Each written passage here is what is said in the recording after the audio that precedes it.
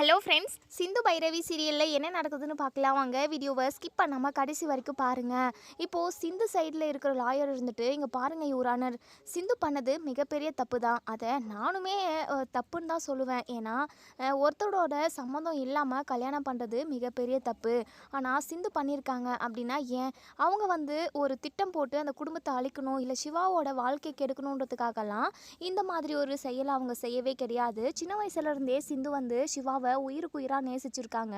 சிவாவை தன்னோட மனசுலேருந்து அழிக்க முடியாமல் தான், வேறு வழியே இல்லாமல் தான் சிவாவை கல்யாணம் பண்ணணும்னு முடிவெடுத்திருக்காங்க. அது மட்டும் இல்லாமல் வீட்டில் தனக்கு கல்யாணம் ஏற்பாடு செஞ்சதுனால யார்கிட்ட எப்படி சொல்லி அந்த கல்யாணத்தை நிப்பாட்டுறதுன்னு தெரியாமல் தான் சிந்து தனக்கு தானே தாலியை கட்டிக்கிட்டு ஒரு வழியாக சிவா கையால் தாலியை வாங்கிக்கிட்டாங்க. அது மட்டும் இல்லாமல் இவங்களுக்கு கல்யாணம் ஆகி 1 வருஷம் ஆகுது. இப்படி இருக்கிற சுச்சுவேஷனில் அவங்களோட 2 பேர் மனசுமே ஒத்து போய் 2 பேரும் ஒன்று சேர்ந்து வாழ்கிறதுக்கான வாய்ப்பு கூட நிறைய இருந்திருக்கும்ல யுவர் ஆனர். அது மட்டும் இல்லாமல் 1 வருஷத்துக்கு அப்புறம் இந்த விஷயம் அவங்க குடும்பத்துக்கு தெரிய வந்திருக்கு. அது மட்டும் இல்லாமல் சிவாவுமே 1 வருஷம் சிந்து கூட வாழ்ந்த போது 2 பேருமே அதாவது நடந்த எல்லாத்தையுமே மறந்துட்டு 2 பேரும் ஒன்று சேர்ந்து வாழ ஆரம்பிச்சிருக்கலாம் இல்லை யுவர் ஆனர் அப்படின்னு சொல்லவும், இன்னொரு சைடு இங்கே நம்ம மகா ஏற்பாடு பண்ண லாயர் அப்ஜெக்ஷன் யுவர் ஆனர், இவங்க 2 பேரும் ஒன்று சேர்ந்து வாழவே கிடையாது. இப்போ வரைக்குமே சிந்துவை சிவா மனதால் ஏற்றுக்கவே இல்லை. சிந்துவை பிரித்து விட்டால் போதும், சிந்து தன்னோட வீட்டில் இருக்கவே கூடாது, அவள் வெளியே போனால் போதும், தன்னோட வாழ்க்கையை சரி செஞ்சுக்கிற ஒரு வாய்ப்பு எனக்கு கிடைக்கணும் அப்படிங்கிற மாதிரி ஒரு சுச்சுவேஷனில் தான் இருக்கார் சிவா அப்படிங்கிற மாதிரி அந்த லாயர் சொல்லவும், உடனே நம்ம சிந்து பக்கம் இருக்கிற லாயர் இங்கே பாருங்கள் யுவர் ஆனர், எத்தனையோ நடந்துருச்சு விடுங்க, அதெல்லாம் சிந்து பண்ணது மிகப்பெரிய தப்பு. இங்கே சிவாவும் சிந்துவும் தான் இந்த விஷயத்தில் முடிவெடுக்கணும். ஏன்னா அவங்க 2 பேரும் தானே வாழ போகிறவங்க. தப்பு பண்ணதுக்கான தண்டனையை நீங்கள் என்ன வேணால் கொடுத்தாலும் நான் வாங்கிக்கிறேன், ஆனால் சிவா கூட தான் நான் ஒன்று சேர்ந்து வாழ்வேன் அப்படின்ற ஒரு முடிவில் சிந்து உறுதியாக இருக்காங்க. அதனால் சிவா கிட்டேயுமே நீங்கள் கேட்டுருங்களேன், சிவாவோட மனசில் என்ன இருக்குது அப்படின்னு சொல்லிட்டு தெரிஞ்சுக்கிட்டோம் அப்படின்னா இது விஷயமா முடிவெடுக்கிறதுக்கு கரெக்டாக இருக்கும்ல. சிந்து உறுதியாக இருக்காங்க சிவா கூட ஒன்று சேர்ந்து வாழணும் அப்படின்னு சொல்லிட்டு.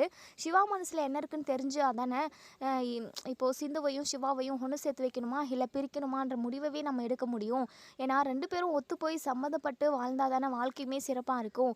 நீங்கள் சிவா கிட்ட கேளுங்க, சிவாவோட மனசில் என்ன இருக்குது அப்படின்னு சொல்லி கேட்கவும், உடனே இங்கே ஜட்ஜ் சிவா வாங்க அப்படின்னு சொல்லிட்டு சிவாவுமே போய் நிற்கிறதுக்கு முன்னாடி அன்னபூர்ணி சொல்கிறாங்க, இங்கே பாரு சிவா, அந்த சிந்து ஏமாத்துக்காரி, அவள் ஒரு பொய்க்காரி, ஃப்ராடுக்காரி, அவள் உன் கூட ஒன்று சேர்ந்து வாழணும் அப்படிங்கிற ஒரு சுச்சுவேஷன் வந்துச்சுன்னா கண்டிப்பாக உன் வாழ்க்கை நல்லாவே இருக்காதுடா. இங்கே பாரியா சிவா, நீ ஜட்ஜி அம்மா கிட்ட சொல்லியா, சிந்து என் கூட ஒன்று சேர்ந்து வாழ வேணாம், எனக்கும் அவளுக்கும் விவாகரத்து பண்ணிடுங்க அப்படின்ற மாதிரி சொல்லு சிவா அப்படின்னு சொல்லிட்டு சொல்லி அனுப்புகிறாங்க. அதே சமயம் நான் சொல்கிறத கேட்கல அப்படின்னா என்னுடைய உயிரும் போய்டும் அப்படின்ற மாதிரி தான் மிரட்டி அனுப்புகிறாங்க. இங்கே சிவாவுக்கு சிந்து கூட ஒன்று சேர்ந்து வாழணும் அப்படின்னு தான் ஆசை. ஆனால் இங்கே அன்னபூர்ணி பேச்சையும் மீற முடியாது. என்ன பண்ணுறதுன்னு தெரியாமல் ஒரு குழப்பத்தோடையே அங்கே போய் நிற்கிறாங்க. ஜட்ஜ் இங்கே பாரு சிவா, சிந்து உங்க கூட ஒன்று சேர்ந்து வாழணும்னு நினைக்கிறாங்க. நீங்கள் என்ன நினைக்கிறீங்க, உங்கள் மனசில் என்ன இருக்குது, நீங்கள் வெட்ட வெளிச்சமா எல்லாருக்கிட்டையும் எல்லா உண்மையும் சொன்னால் தான் இது விஷயமா நாங்கள் முடிவெடுக்கிறதுக்கு கரெக்டாக இருக்கும் அப்படின்னு சொல்லிட்டு இங்கே நம்ம ஜட்ஜ் அம்மா கேட்கவும், உடனே சிவா அப்படியே சிந்துவை பார்க்குறாங்க. சிவா கிட்ட சிந்து கண்ணாலே சொல்கிறாங்க, சிவா டாக்டரே, தயவு செஞ்சு என்னை ஏற்றுக்கோங்க டாக்டரே, நான் உங்கள் கூட ஒன்று சேர்ந்து வாழணும்னு ஆசைப்பட்றேன், தயவு செஞ்சு இவங்க முன்னாடி என் கூட ஒன்று சேர்ந்து வாழ்கிறேன்னு சொல்லுங்கள் டாக்டரே அப்படின்னு சொல்லிட்டு இங்கே நம்ம சிந்து சொல்லவும், அதாவது கண்ணால் சைகை பண்ணுறாங்க. சிவாவுக்கு என்ன பண்ணுறதுன்னே தெரியல. இப்போது இங்கே நம்ம அன்னபூர்ணியையுமே பார்க்குறாங்க சிவா. இப்போது அன்னபூர்ணியுமே, டே சிவா சொல்லுடா, நீ சிந்து கூட ஒன்று சேர்ந்து வாழ மாட்டேன்னு சொல்லியா சிவா அப்படின்னு சொல்லிட்டு கண்ணாலே சொல்லவும், ஒரு பக்கம் இங்கே ஸ்னேகாக்குமே கொஞ்சம் படப்படங்க தான் இருக்குது. எங்கே சிவா சிந்து கூட ஒன்று சேர்ந்து வாழ போகிறேன் அப்படின்ற ஒரு வார்த்தையை சொல்லிடுவானோ அப்படின்ற ஒரு பயம் இங்கே ஸ்னேகாக்கு இருந்துக்கிட்டே இருக்குது. சீக்கிரமாக சிந்துக்கும் சிவாவுக்கும் விவாகரத்து நடந்துச்சு அப்படின்னா எப்படியாவது சிவாவை நம்ம கல்யாணம் பண்ணிக்கலாம் அப்படின்ற ஒரு இன்டென்ஷனில் தான் இங்கே ஸ்னேகா இருக்காங்க. ஸோ இங்கே ஸ்னேகா நடக்கிறது, அதாவது அவங்க நினைக்கிறது நடக்கவே கூடாது அப்படின்னு நினைக்கிறவங்க இந்த வீடியோவுக்கு லைக் பண்ணி தெரிவிங்க. இப்போது இங்கே ஜட்ஜ் என்னப்பா சிவா என்ன யோசிச்சுக்கிட்டு இருக்கீங்க நீங்கள், அதான் சிந்து இவ்வளோ உறுதியாக சொல்கிறாங்கல்ல, நீங்கள் உங்கள் மனசுக்குள்ளே என்ன வச்சுக்கிட்டு இருக்கீங்க, சிந்துவை நீங்கள் ஏற்றுக்கிறீங்களா இல்லை சிந்து கூட ஒன்று சேர்ந்து வாழ முடியாதா, எதுவாக இருந்தாலும் கட் அண்ட் ரைட்டாக நீங்கள் உடைக்க வேண்டியது தானே அப்படின்னு சொல்லிட்டு ஜட்ஜ் அம்மா கேட்குறாங்க. இப்போது இங்கே நம்ம சிவாவுமே அது வந்து அப்படின்னு சொல்லிட்டு அப்படியே மயங்கி கீழே விழுந்துடுறாங்க. உடனே எல்லாருமே ரொம்பவே பதட்டமாக ஓடி வராங்க. ஜட்ஜம்மா இருந்துட்டு டாக்டர் வர சொல்லுங்க அப்படின்னு சொல்லிட்டு இப்போது டாக்டருமே வந்து எங்கள் சிவாவை செக் பண்ணி பார்க்குறாங்க. இவருக்கு ஒரு பயத்துலேயும் பதட்டத்துலேயும் தான் மயக்கம் வந்திருக்கு. மற்றபடி ஒரு பிரச்சனையும் இல்லை. தண்ணி கொண்டு வாங்க, இது சாதாரண மயக்கம் தான் அப்படின்னு சொல்லிட்டு உடனேங்க தண்ணியெல்லாம் கொண்டு வந்து நம்ம சிவா முகத்தில் தெளிக்கிறாங்க. அதுக்கப்புறம் சிவாவுக்கு ஊட்டியும் விடுறாங்க. நம்ம சிந்து ரொம்பவே பதறி போகிறாங்க. டாக்டரே உங்களுக்கு என்னாச்சு டாக்டரே, எந்திரிங்க டாக்டரே அப்படின்னு சொல்லிட்டு உடனே எங்கள் மகா இருந்துட்டு இங்கே பாருடி என் பிள்ளை மேலே கையை வைக்காத, உன்னால தான் அவனுக்கு இப்படி ஒரு நிலமை, கோர்ட்டு வாசல் அங்கே இங்கேன்னு சொல்லிட்டு எங்களை அலைய வச்சுட்டு இல்லை, அவனோட வாழ்க்கையே குழி தோண்டி புதைச்சிட்டு இல்லை, ஒழுங்காக இங்கேருந்து போடி அப்படின்னு சொல்லிட்டு விரட்டுறாங்க. உடனே இங்கே சிந்துவோட லாயர் இருந்துட்டு என்னம்மா நீ என்ன இப்படி பேசுகிற, நீ இங்கே பாரு இப்படியெல்லாம் கோர்ட்டில் பேசக்கூடாது, அம்மா நீங்கள் சும்மா இருங்கம்மா, என் பையனோட வாழ்க்கை இப்படி இருக்கிறதுக்கு காரணமே இவ தானே, என் பையன் சந்தோஷமாக வாழ்ந்து சந்தோஷமாக இருந்து எவ்வளோ நாள் ஆயிடுச்சு தெரியுமா, அவனோட சந்தோஷத்தை அவன் முகத்தில் பார்க்கவே முடியறதில்ல அப்படின்னு சொல்லிட்டு எங்கள் மகா பேசிக்கிட்டே இருக்காங்க. சிவா கண் விழிச்சு எழுந்திரிச்சு நிற்கிறாங்க. உடனே ஜட்ஜ் இருந்துட்டு என்ன சிவா, கோர்ட்டு தீர்ப்பை இன்னொரு நாளைக்கு தள்ளி வைக்கலாமா இல்லை இன்னைக்கே தீர்ப்பை முடிச்சிடலாமா, என்னப்பா சொல்கிற அப்படின்னு சொல்லிட்டு ஜட்ஜ் அம்மா கேட்கவும் நம்ம சிவா இருந்துட்டு அப்படியே திரு திருன்னு முழிக்கிறாங்க. வாயிலிருந்து வார்த்தை வரல. ஏன்னா சிந்து கூட நான் ஒன்று சேர்ந்து வாழ்கிறேன் அப்படின்ற ஒரு வார்த்தை வெளியே வந்துச்சு அப்படின்னா அன்னபூர்ணி உயிரோடு இருக்க மாட்டாங்க அப்படின்றதுனால யோசிச்சுக்கிட்டே இருக்காங்க. அது மட்டும் இல்லாமல் சிந்து கூட ஒன்று சேர்ந்து வாழ முடியாதுன்ற ஒரு வார்த்தையை நம்ம விட்டோம் அப்படின்னா கடைசி வரைக்கும் சிந்து கூட ஒன்று சேராமவே போயிடுமோ அப்படின்ற ஒரு பயமும் இங்கே நம்ம சிவாக்கு இருந்துக்கிட்டே இருக்குது. அப்படியே குழம்பி போய் நிற்கிறாங்க. உடனே இங்கே நம்ம மகா இருந்துட்டு சிவா என்ன சிவா பார்த்துக்கிட்டே இருக்க, அந்த சிந்து எனக்கு வேண்டவே வேண்டான்னு சொல்லிட்டு எல்லார் முன்னாடியும் உறுதியாக சொல்லு சிவா, ஏன் சிவா இப்படி நீ யோசிச்சுக்கிட்டு இருக்க அப்படின்னு சொல்லிட்டு எங்கள் மகா ஒரு பக்கம் கத்திக்கிட்டு இருக்காங்க.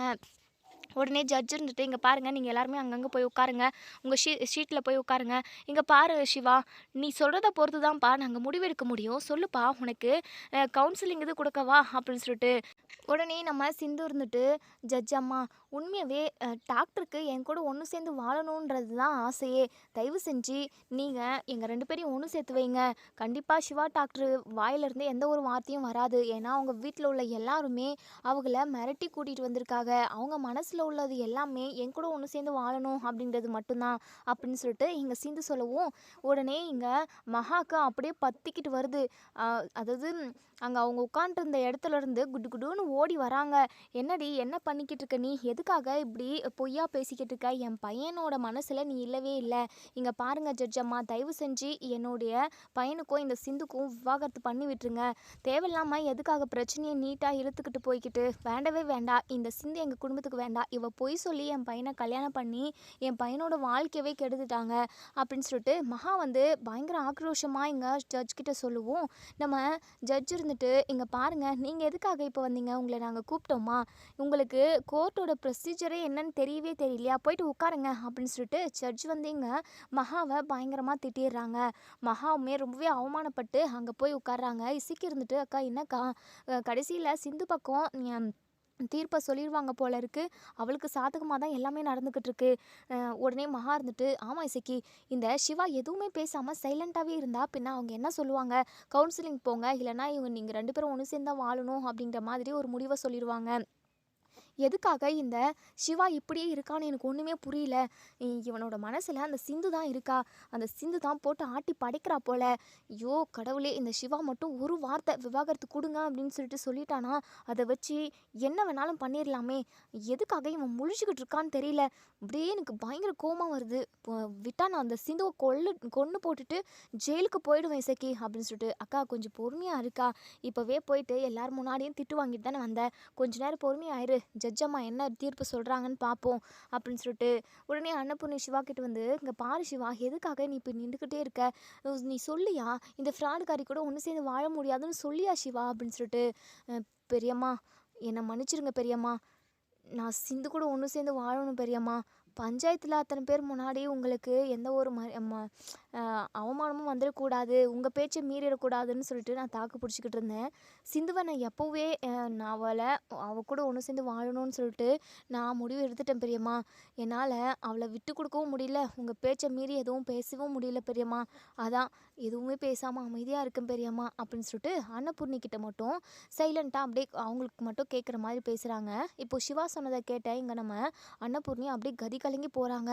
பெரியம்மா உங்கள் காலில் கூட விழுவுறேன் பெரியம்மா, தயவு செஞ்சு என்னை சிந்து கூட ஒன்று சேர்த்து வச்சுருங்க பெரியம்மா. நடந்தது நடந்துருச்சு. முதல்லலாம் எனக்கு சிந்து மேலே பயங்கர கோவம் வருத்தம் எல்லாமே இருந்தது. ஆனால் அதெல்லாம் எப்போவோ போயிடுச்சு பெரியம்மா. எனக்கு இப்போது சிந்து கூட ஒன்று சேர்ந்து வாழணும், அவள் கூட ரொம்ப நாளைக்கு 100 வருஷம் நான் சந்தோஷமாக வாழணுன்ற மாதிரி நிறைய கனவெல்லாம் கண்டு வச்சுருக்கேன் பெரியம்மா. தயவு செஞ்சு எனக்காக நீங்கள் இப்போது இந்த கோர்ட்லாம் இது எனக்கும் சிந்துக்கும் விவாகரத்தெல்லாம் வேண்டான்னு சொல்லுங்கள் பெரியம்மா, ப்ளீஸ் பெரியம்மா அப்படின்னு சொல்லிட்டு கெஞ்சுறாங்க. இன்னும் சிவா, இங்கே வந்து என்னுடைய மானத்தவே வாங்கலாம்னு நினச்சிக்கிட்டு இருக்கியா? அவள் நம்ம குடும்பத்துக்கும் உனக்கும் துரோகம் பண்ணவடா. அது மட்டும் இல்லாமல் அவளோட பேச்சை நம்பி அதாவது உன் கழுத்தில் நானே தூக்கு கயிறு போட்ட மாதிரி அவள் கழுத்தில் நீ உன்னை தாலி கட்ட வச்சுட்டேனடா. அந்த பாவத்தை தீர்த்துக்கிறதுக்காக தான் நான் உனக்கு இப்போ ஒரு நல்லது செய்கிறதா நினச்சிக்கிட்டு விவாகரத்து வாங்கணும்னு சொல்லிட்டு இவ்வளோ தூரம் கூட்டிகிட்டு வந்தேன். நீ என்னடானா அவள் கூட ஒன்று சேர்ந்து வாழ்கிறேன்னு சொல்கிற. அப்போது வீட்டில் இருக்கிறப்போ என்கிட்ட தனியாக சொல்லியிருக்கலாம்ல அப்படின்னு சொல்லிட்டு. பெரியம்மா, எனக்கு என்ன பண்ணுறதுனே தெரியல பெரியம்மா. நீங்களும் சிந்து மேலே பயங்கர கோவமாக இருந்தீங்க. அதான் எனக்கு ரொம்ப பதட்டமாகவும் பயமாகவும் இருந்துச்சு. நான் சொன்னால் நீங்கள் என்ன சொல்லுவீங்களோ, அது மட்டும் இல்லாமல் சிந்துக்கு ஆதரவாக பேசினா நீங்கள் இறந்து போயிடுவேன் அப்படின்ற மாதிரி சொன்னீங்க. அதை நினச்சி தான் கொஞ்சம் பயந்துட்டேன் பெரியம்மா. பெரியம்மா ப்ளீஸ் பெரியம்மா, தயவு செஞ்சு எனக்காக நீங்கள் இங்கே பேசுகிறீங்களா? சிந்துக்கும் எனக்கும் விவாகரத்து வேண்டாம் பெரியம்மா. இதை என் வாயால் சொல்ல முடியல. எனக்கு ரொம்ப ஒரு மாதிரி கஷ்டமாக இருக்குது பெரியம்மா. உங்கள் பேச்சை மீறி நான் பேசணுமா எல்லோரும் முன்னாடியும்? உங்களுக்கு ஒரு அவமானத்தை தேடி கொடுக்கணுமான்னு சொல்லிட்டு நிறைய யோசிக்க தோணுது பெரியம்மா. என்னால் கண்டிப்பாக இங்கே என்ன முடிவுன்ட்டு என்னால் சொல்ல முடியாது பெரியம்மா. எனக்காக நீங்கள் ஒரே ஒரு உதவி மட்டும் பண்ணுங்க பெரியம்மா. நான் சந்தோஷமாக இருக்கணும் அப்படின்னா கண்டிப்பாக சிந்து என் கூட இருக்கணும் பெரியம்மா. அவள் ஒரே ஒரு தப்பு தான் பெரியம்மா பண்ணா. எல்லார்கிட்டேயும் போய் சொல்லி என்னை கல்யாணம் பண்ணிக்கிட்டா. அவள் என்னை உயிருக்கு உயிராக நேசிச்சா பெரியம்மா. அவளால் என்னை மறக்க முடியல. வேறு வழியே இல்லாமல் தான் இப்படி ஒரு பொய்யை சொல்லி கல்யாணம் பண்ணிக்கிட்டாலே தவிர மற்றபடி சிந்து ரொம்ப ரொம்ப நல்லவ பெரியம்மா. அவளோட குணம் தான் உங்களுக்கு தெரியுமே. அவள் கண்டிப்பாக நம்மளுக்கு துரோகமெல்லாம் பண்ண மாட்டா பெரியம்மா. அவள் கூட ஒன்று சேர்ந்து வாழணும்னு சொல்லிட்டு நான் எப்போவோ முடிவு எடுத்துட்டேன் பெரியம்மா.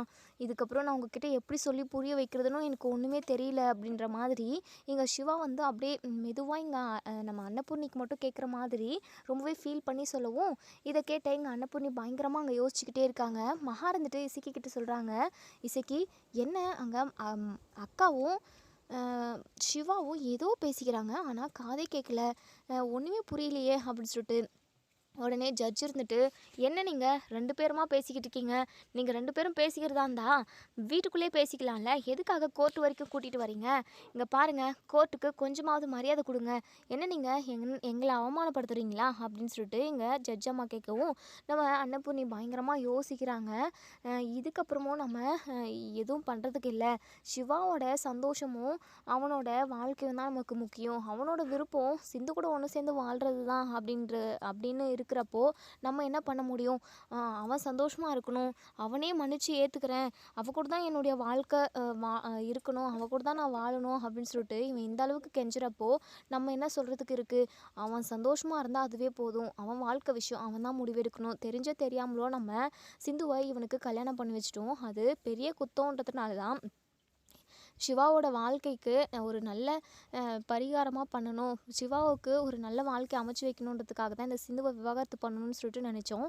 ஆனால் அதுவே இப்போது அவனுக்கு பிடிக்கல. அவனுக்கு பிடிச்சது எல்லாமே சிந்து தான். சிந்து கூட ஒன்று சேர்ந்து வாழணும்னு நினைக்கிறான். சரி, நம்ம அவனோட விருப்பம் என்னவோ அதுவே நம்ம நிறைவேற்றுவோம். அவனோட சந்தோஷம் தான் நமக்கு முக்கியம் அப்படின்ற மாதிரி அன்னபூர்ணி யோசிக்கிறாங்க. இப்போது ஜட்ஜ்கிட்ட, அம்மா சிவாக்கு சிந்து கூட ஒன்று சேர்ந்து வாழணும்னு சொல்லிட்டு தான் ஆசை போல். சிந்து கூட தான் ஒன்று சேர்ந்து கடைசி வரைக்கும் இருக்கணும். அவ கூட கண்டிப்பாக அவளை விவாகரத்து பண்ண முடியாதுன்ற மாதிரி இப்போது என்கிட்ட சொல்கிறாங்க ஜட்ஜ் அம்மா. நீங்கள் எதுவும் தப்பாக நினச்சிக்காதீங்க அப்படின்னு சொல்லவும், ஜட்ஜ் அம்மா இருந்துட்டு இதில் போய் நான் தப்பாக நினச்சிக்கிறதுக்கு என்ன இருக்குது? கண்டிப்பாக நான் தப்பாகவே நினைக்க மாட்டேன். ஏன்னா 2 பேரையும் பிரித்தாதான் எனக்கு கொஞ்சம் வருத்தமாக இருக்கும். ஆனால் இப்போது அவங்க 2 பேரும் ஒன்று சேர்ந்து வாழணுன்றப்போ அது எனக்கு சந்தோஷம்தான். கவுன்சிலிங் நாங்கள்லாம் உடனே வந்து நீங்கள் டிவோர்ஸ்க்கு அப்ளை பண்ணீங்க அப்படின்னா யாருக்குமே நாங்கள் கூடிய சீக்கிரமாலாம் டிவோர்ஸ் எல்லாம் கொடுக்கறது கிடையாது. நிறைய கவுன்சிலிங் போவாங்க, கோர்ட் ஹியரிங்க்கு நிறைய டைம் வருவாங்க. கவுன்சிலிங்கெல்லாம் போயிட்டு இதுக்கெல்லாம் ஒத்து வரல, செட் ஆகலை அப்படின்னதுக்கு அப்புறம் தான் அடுத்த கட்ட முடிவாக நாங்கள் விவாகரத்தை கொடுப்போம். இவங்க 2 பேரும் ஒன்று சேர்ந்து வாழ்கிறதுல எனக்கும் விருப்பம் தான், எனக்கும் சந்தோஷம் தான் அப்படின்ற மாதிரி ஜட்ஜம்மா சொல்லவும், இங்கே அன்னபூர்ணி சொன்னதை கேட்ட இங்கே சிந்துக்கு அவ்வளோ ஒரு சந்தோஷம். இங்கே மகாவுக்கும் ஸ்னேகாவுக்கும் அப்படியே காதில் போகுது. பயங்கர அதிர்ச்சி ஆகுறாங்க. அப்படியே இங்கே சிவா எடுத்த முடிவால் ஆடி போய் நிற்கிறாங்க. உடனே இங்கே ஸ்னேகா இருந்துட்டு, டேட் என்ன டேட் இது, என்ன நடக்குதுங்க, இந்த சிவா ஏன் முட்டாள்தனமான ஒரு முடிவு எடுக்கிறாரு அப்படின்னு சொல்லிட்டு ஸ்னேகா பயங்கரமாக கோவப்படுறாங்க. உடனே இங்கே தேவராஜுமே, ஸ்னேகா நானுமே இதை எதிர்பார்க்கல. இந்த சிந்துவை விவாகரத்து பண்ணிட்டதுக்கு அப்புறம் உனக்கும் சிவாக்கும் கல்யாணம் பண்ணி வைக்கலான்னு சொல்லிட்டு நான் நினச்சேன். ஆனால் இப்போது அது தலைக்கீழாக மாறுதே, என்ன பண்ணுறது இப்போது அப்படின்னு சொல்லிட்டு உடனே இங்கே மகா இருந்துட்டு, டே இசைக்கு என்னடா இது, நம்ம எதிர்பார்த்தது எதுவுமே நடக்கலையே, எப்படியாவது சிந்துவை வீட்டை விட்டு துரத்தணும்னு நினச்சோம், துரத்திட்டோம். கோர்ட்டுக்கு போயிட்டு விவாகரத்து வாங்கணும்னு நினச்சோம், அதுவும் நடக்க போகுதுன்ற ஒரு சந்தோஷத்தில் இருக்கிறப்போ கடைசியில் இப்படி ஆகிப்போச்சே, என்ன இது, அன்னபூர்ணி அக்கா எப்படி இதுக்கு சம்மதிச்சாங்க அப்படின்னு சொல்லிட்டு இப்போது ஜட்ஜம்மா இருந்துட்டு தீர்ப்பை சொல்ல வரப்போ மகா ஓடி வந்து, இங்கே பாருங்கள் ஜட்ஜம்மா, தயவு செஞ்சு தீர்ப்பை நீங்கள் சொல்லாதீங்க. அக்கா எனக்கா நடக்குதுங்க, இந்த சிவா ஏன் இப்படி இருக்கான், அக்கா சிவா தான் எதுவும் தெரியாமல் பேசுகிறான், நீங்களும் அதுக்கு சம்மதம் சொல்லுவீங்களா? இங்கே பாருங்கள், சிந்து வந்து நம்ம வீட்டுக்கு வரவே கூடாது, அவள் ஃப்ராடுக்காரிக்கா, அவளை நம்பி எப்படி நம்ம இப்போது இருக்கிறது, சத்தியமாக நான் கண்டிப்பாக இதெல்லாம் ஒத்துக்கவே மாட்டேன். சிவா கூட சிந்து ஒன்று சேர்ந்து வாழவே கூடாது, இவ சரியான ஃப்ராட்காரி அப்படின்னு சொல்லிட்டு மகா பெரிய ஆர்ப்பாட்டமே பண்ணுறாங்க.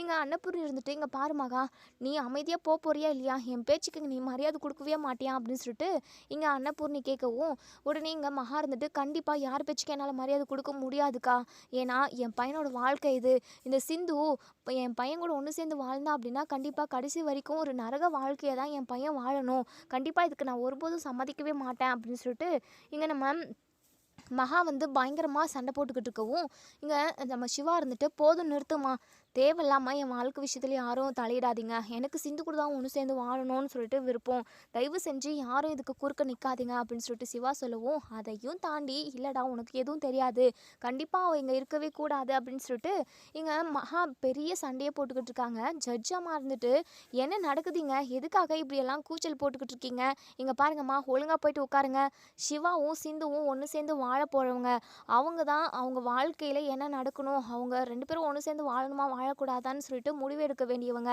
தேவையில்லாமல் நடுவில் நீங்கள் வந்து எதுவும் பேசாதீங்க அப்படின்னு சொல்லிட்டு இங்கே ஜட்ஜம்மா பயங்கர கோவமாக இங்கே பேசவும், உடனே மகா இருந்துட்டு, இது மகா பயங்கரமாக டென்ஷன் ஆகுறாங்க.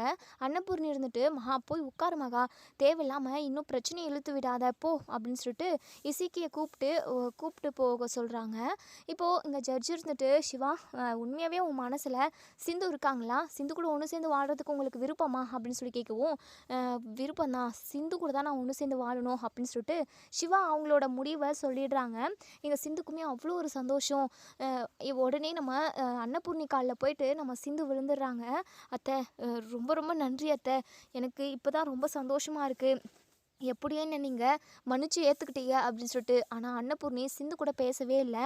இங்கே பாரு சிந்து, நான் உன்னை மன்னிச்சு ஏற்றுக்கிட்டேன்னு சொல்லிட்டு எப்போ சொன்னேன், இல்லை நான் மன்னிக்கவே மாட்டேன், நீ நம்பிக்கை துரோகி, உன் மேலே எவ்வளோ நம்பிக்கை வச்சுருந்தேன், உன் மேலே நான் எவ்வளோ பாசத்தை கொட்டினேன், உன்னை பெத்த பிள்ளை மாதிரி தானே பார்த்தேன், ஆனால் கடைசியில் நீ எவ்வளோ பெரிய பொய்யை சொல்லி என் பிள்ளைக்கு எவ்வளோ பெரிய அவமானத்தை தேடி கொடுத்து அதுக்கப்புறம் என் வீட்டுக்கு வந்திருக்க, ஆனால் ஒரு நாள் கூட என்கிட்ட எந்த ஒரு விஷயத்தையுமே சொல்லவே இல்லைல்ல, இதை கண்டிப்பாக நான் என்றைக்குமே மன்னிக்கவே மாட்டேன். சிவாக்கும் கூட ஒன்று சேர்ந்து வாழணுன்றது ஆசை, அவனோட ஆசை தான், அவனோட விருப்பம் என்னவோ அதுதான் எனக்கும், ஆனால் மற்றபடி உன் மேலே இருக்கிற கோவமும் வெறுப்பும் என்றைக்குமே எனக்கு குறையவே குறையாது, நீ என் முகத்துலேயும் முழிக்காத, என்னதான் நீ சிவாவோட பொண்டாட்டியாக இருந்தாலும் நீ எனக்கு துரோகி தான், நம்பிக்கை துரோகி தான் அப்படின்னு சொல்லிட்டு ஜட்ஜம்மாவுமே இப்போ தீர்ப்பை சொல்லி முடிச்சாச்சு. எல்லாருமே கோர்ட்டுக்கு வெளியே வந்துடுறாங்க. கோர்ட்டுக்கு வெளியே வந்துட்டு இங்கே ஸ்னேகா சிவா கிட்ட வந்து, என்ன சிவா இப்படி லூசுத்தனமாக ஒரு முடிவை எடுத்து நீ திரும்பவும் இந்த சிந்து கூட ஒன்று சேர்ந்து வாழணும்னு நினைக்கிற? கொஞ்சம் கூட உனக்கு அறிவே இல்லையா? இவ உன்னை ஏமாற்றி கல்யாணம் பண்ணிக்கிட்டா. அது மட்டும் இல்லாமல் நீயும் நானும் எவ்வளோ டீப்பாக லவ் பண்ணோம், நீயும் நானும் கல்யாணம் பண்ணிக்க போகிறோன்ற ஒரு சுச்சுவேஷனுக்கு வர டைமில் இவ நடுவில் புகுந்து நம்ம வாழ்க்கையவே சதைச்சிட்டா, நமக்கு மிகப்பெரிய துரோகத்தை பண்ணியிருக்கா. இவளை நீ எப்படி ஏற்றுக்கிட்ட சிவா அப்படின்னு சொல்லிட்டு இங்கே ஸ்னேகா கேட்டுக்கிட்டே இருக்கவும், இங்கே நம்ம சிவா இருந்துட்டு, இங்கே பாரு ஸ்னேகா, உனக்கும் எனக்கும் இருந்த ரிலேஷன்ஷிப் எப்போவோ முடிஞ்சு போச்சு. என்னைக்கு நான் சிந்து கழுத்தில் தாலி கட்டினனோ அப்போவே அவள் என் பொண்டாட்டி ஆயிட்டா. இதுக்கப்புறமும் தேவையில்லாமல் நடந்த எதையுமே பேசி என்னை கோவப்படுத்தாத, இங்கேருந்து கிளம்பு அப்படின்னு சொல்லுவோம். தேவராஜ் பயங்கரமாக கோவப்படுறாங்க. என்ன சிவா, என்ன ஓவராக பேசிக்கிட்டு இருக்க? இங்கே பாரு, நான் நினச்சேன் அப்படின்னா நீ இல்லாமல் போயிடுவேன் அப்படின்னு சொல்லுவோம். என்ன, உங்களை பார்த்தாலாம் எனக்கு பயமெல்லாம் ஒன்றும் கிடையாது. தேவையில்லாமல் இங்கே பிரச்சனை பண்ணிக்கிட்டு இருக்காதீங்க, ஒழுங்காக இங்கேருந்து கிளம்புங்க அப்படின்னு சொல்லிட்டு சிவா வந்து கத்திடுறாங்க. அதுக்கப்புறம் இங்கே ஸ்னேகா கிட்ட, இங்கே பாரு ஸ்னேகா, இதுக்கப்புறம் பேசி ஒரு பிரயோஜனமும் இல்லை, நம்ம என்ன செய்யணுமோ அதை செஞ்சுக்கலாம், வா ஸ்னேகா அப்படின்னு சொல்லிட்டு தேவராஜ் வந்து ஸ்னேகாவோட கையை பிடிச்சி கூட்டிகிட்டு போயிடுறாங்க. அதுக்கப்புறம் இங்கே மகா இருந்துட்டு, சிவா கடைசி நேரத்தில் நீ இப்படி பண்ணுவேன்னு சொல்லிட்டு நான் கொஞ்சம் கூட எதிர்பார்க்கல. போயும் இந்த நம்பிக்கை துரோகியை திரும்பவும் நம்ம வீட்டுக்கு கூட்டிகிட்டு வரணுமா? இங்கே பாரு சிவா, இவளால் நீ பெரிய பெரிய இழப்பை வந்து சந்திச்சாதான் கண்டிப்பாக நீ திருந்துவ போல. எல்லாத்தையுமே இழந்துட்டதுக்கப்புறம் உனக்கு என்ன இருக்குது சொல்லு? இப்போவே நீ திருந்தவே இல்லை. இவ இன்னும் நம்ம குடும்பத்துக்கு என்னெல்லாம் பிரச்சனையை கொடுக்கறதுக்கு தயாராக இருக்காளோ யாருக்கு தெரியும் அப்படின்னு சொல்லிட்டு மகா பயங்கரமாக கோவப்படுறாங்க.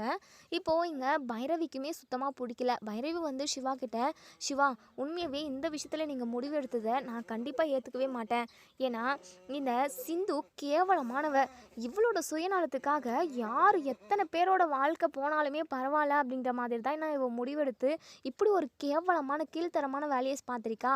ஆனால் அதெல்லாம் கொஞ்சம் கூட நீ யோசிக்காமல் எதுக்காக இவ்வளோ கேவலமாக இவ திரும்ப ஏற்றுக்கிட்ட சிவா? சத்தியமாக நீங்கள் இப்படி ஒரு சீப்பான முடிவு எடுப்பீங்கன்னு சொல்லிட்டு நான் கொஞ்சம் கூட எதிர்பார்க்கல. நானாக இருந்தால் கண்டிப்பாக இப்படி ஒரு முடிவை எடுத்துருக்கவே மாட்டேன்.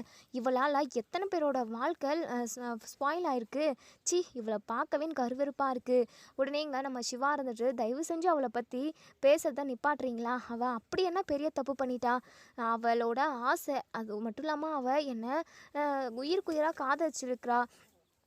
அவள் என்னை கல்யாணம் பண்ணணும்னு மட்டும்தான் நினச்சாலே தவிர மற்றபடி உன் வாழ்க்கை மற்றவங்களோட வாழ்க்கை கெடும்னு சொல்லிட்டு அவள் ஒரு நிமிஷம் கூட யோசிச்சு பார்க்கல. அவளுக்கே தெரியாமல் நடந்து தான் இது எல்லாமே.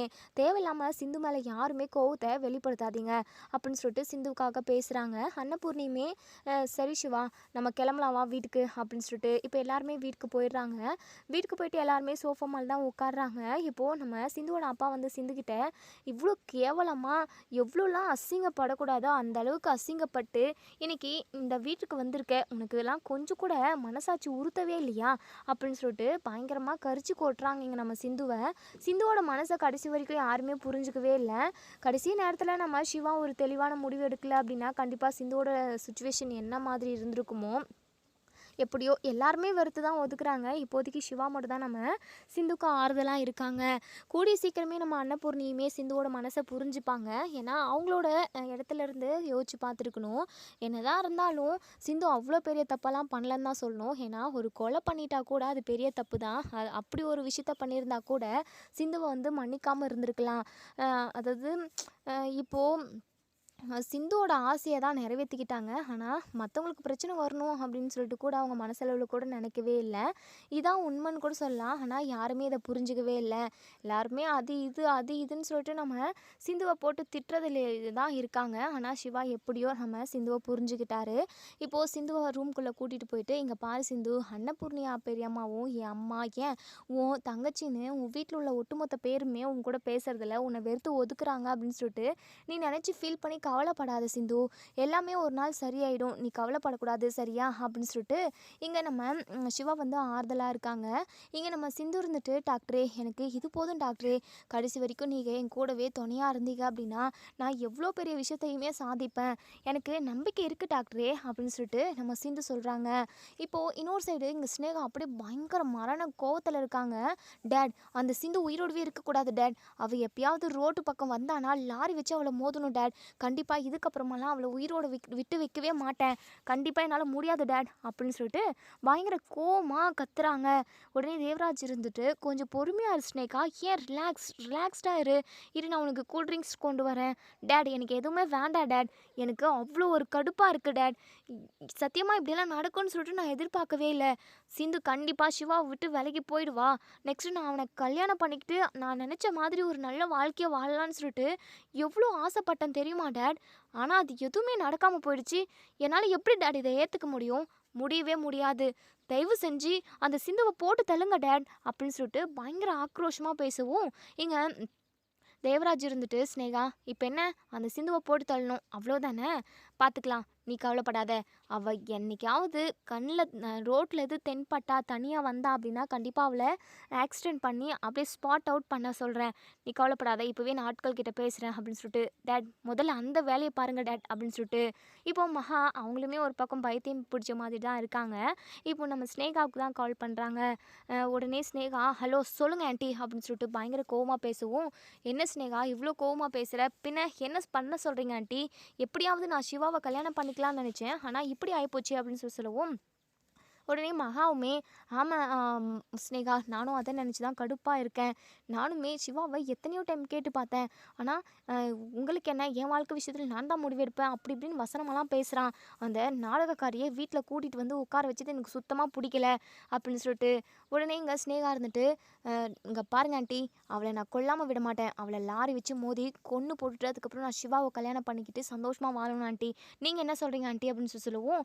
ஸ்னேகா சூப்பர்மா, இப்படி மட்டும் நீ பண்ணிட்டா அப்படின்னா நான் ரொம்ப சந்தோஷப்படுவோம்மா, இதுக்காக தான் நீ வேணுன்றது, கண்டிப்பாக அவள் தனியாக வெளியே வரப்போ உனக்கு நான் இன்ஃபார்ம் பண்ணுறேன், நீ அவளை போட்டு தள்ளிடு அப்படின்னு சொல்லிட்டு இங்கே ஸ்னேகாவும் இந்த மகாவும் பிளான் பண்ணிக்கிட்டு இருக்காங்க. இவங்க 2 பேரும் பிளான் பண்ணுற மாதிரி நடக்கக்கூடாது, நம்ம சிந்துவும் சிவாவும் சந்தோஷமாக இருக்கணும், குழந்தை குட்டின்னு பயங்கர ஹாப்பியாக இருக்கணும்னு நினைக்கிறவங்க இந்த வீடியோக்குள்ளே கமெண்ட் பண்ணி தருவீங்க. தேங்க்யூ.